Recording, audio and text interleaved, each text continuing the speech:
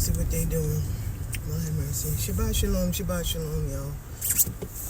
Someone doing a U-turn. Sorry, somebody doing a U-turn. Yeah, Shabbat shalom. For those who celebrate the Shabbat, you know, it was snowing here yesterday, so the roads aren't really bad as far as the snow, but you know, 34 degrees, it could be ice. I don't know. But anyway, yeah, God, that's my news. Shabbat shalom. I hope everybody's okay. I hope those who actually have off on the Shabbat enjoy. Because I usually don't have off on the Shabbat working for the post office. But anyway. What y'all think about this? This is, I seen something and I said, this is why I believe that deliverance ministry is so important and vital. I always think that is priority, because if you look into the Bible, you will see that a lot of the ministry, which some people call Yahuwah, Yeshua, Jesus, you know, the Messiah, the one that died for our sins, that one. When he was on earth, he was casting out devils a lot. I mean, devils a lot. A lot of his ministry was casting out demons out of people.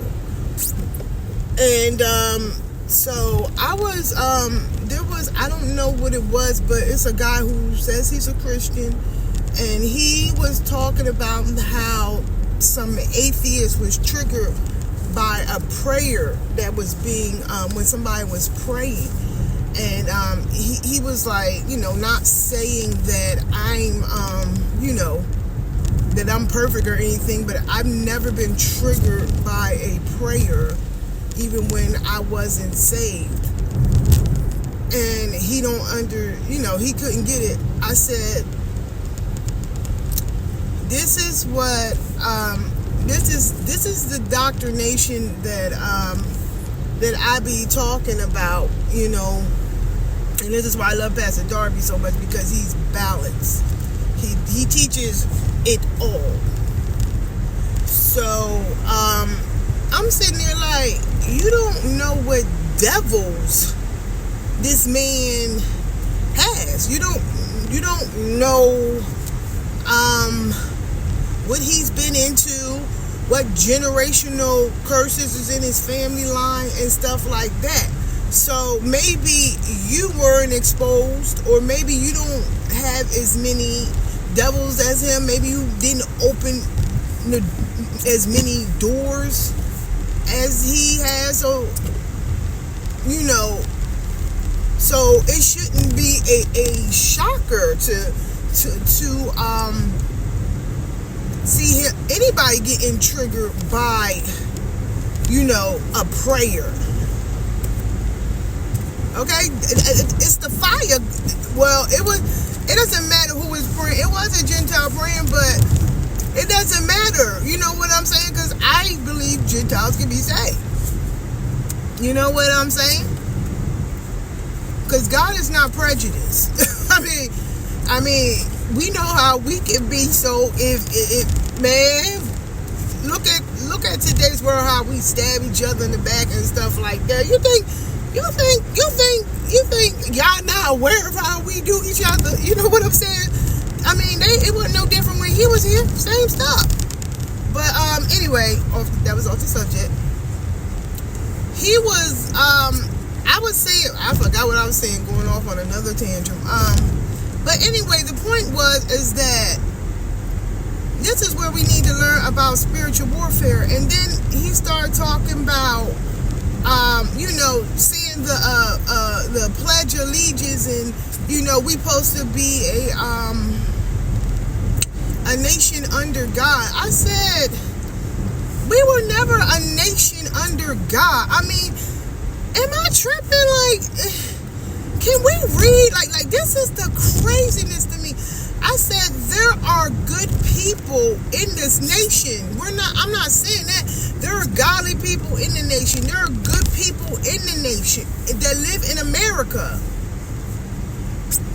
But I'm trying to figure out how we under a godly nation. What kind of godly nation would legalize chattel slavery, rape, cutting baby's stomach out, murder?